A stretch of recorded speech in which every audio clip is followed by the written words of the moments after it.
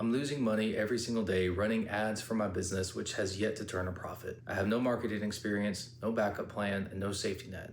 I'm just gambling that I'm smart enough to figure it out before I run out of cash, which isn't going to take long. But I'm excited to be in the public square, learning, building, and growing. So today I'm going to share why I'm doing this, what I'm learning, and how dealing with the problems of a beginner entrepreneur looks like.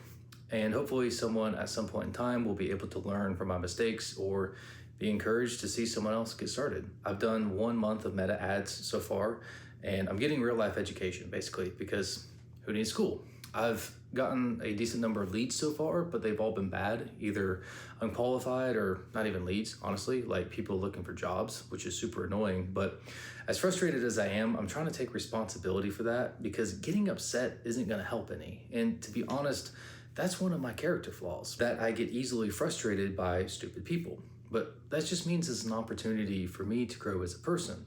So instead of getting angry that someone looking for a job is responding to an ad for a service, as dumb as that is, I'm trying to figure out why they're there in the first place, because it wasn't just one person. So my targeting must be off. They didn't watch the video, obviously. So what does that tell me? Well, for starters, changing things further down the funnel isn't going to make a difference until I fix the immediate impression. Maybe they are stupid, but the percentage of those people is statistically significant enough to warrant a change on my part. And I don't stand to lose anything anyway, because the rest of those leads weren't worth much. Originally, I just had an image ad. I used AI for the picture, then did some design stuff myself to make it look good and not like it was an AI picture. But I think the big mistake I made there was that I didn't really specify my target audience. So this time I decided to make a video ad and get real specific with who I was speaking to. So I call out my exact target in the hook and break down what sort of problems I'm offering to solve throughout the rest of the copy. I think it's pretty good, but I published it today, so we'll find out.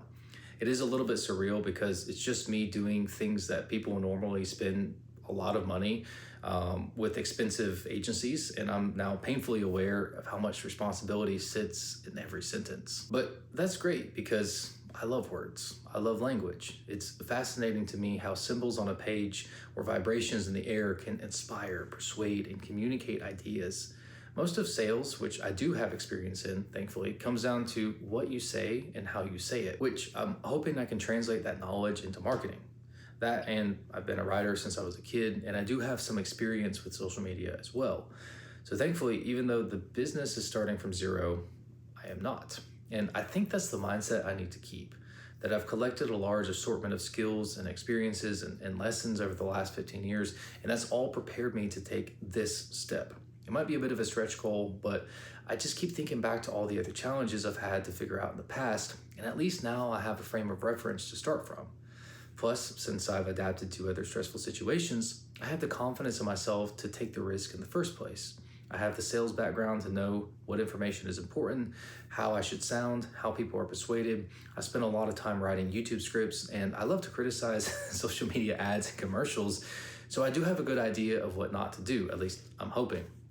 And that's not necessarily experience, it's just the fact that I do make an effort to pay attention to what's going on around me so that I can analyze and learn from other people.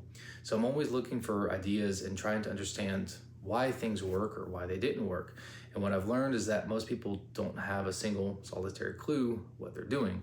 So I figure there's no reason I can't jump in the ring with them and bank on the fact that I can learn faster. To that point, although I didn't have marketing experience, I've learned a lot of other things. For example, I've developed the habit of taking action, learned to solve problems, and honestly, at the end of the day, that's all this is. Having no leads or only having bad leads is just a problem, and all problems have solutions. So yeah, maybe I'm not $1 million marketing company with a whole team of support behind me. That'd be great. But I'm also definitely not the first person to be stuck figuring this out for himself. If anyone else can do it, there's no reason I can't. Now, there are a few things I've learned. First of all, it's important to build an ad template. I don't know for sure if it's going to work or not, and it may have to be updated, but I've learned the hard way to not just wing it. If you've ever been to a wedding or a funeral and you've heard someone get up and speak and say, "They told me to write it down, but I do better speaking from the heart," you already know it's going to be terrible and way too long. They do badly writing it down because they can't articulate themselves. They're trying to avoid looking at how we hear their speech, meaning senseless and boring. They're not bad writers, they're bad thinkers. The framework of any writing piece is one of the things that separates the pros from the amateurs. So the one I came up with is hook, intro, offer, reasons to buy, and call to action.